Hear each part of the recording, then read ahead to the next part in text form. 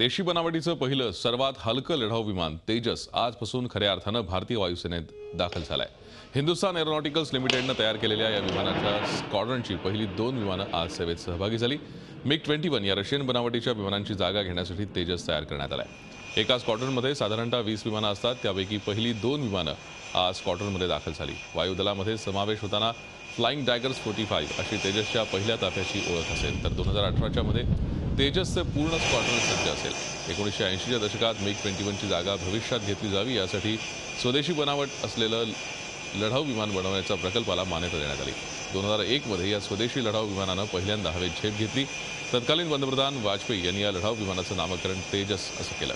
1983 पासून या तेजसवर काम सुरू असलं तरी अजूनही फक्त 60% उपकरणं ही स्वदेशी बनावटीची आहेत। असं असलं तरी स्वबळावर लढाऊ विमान बनवण्याचा मोठा अनुभव भारताला मिळालाय।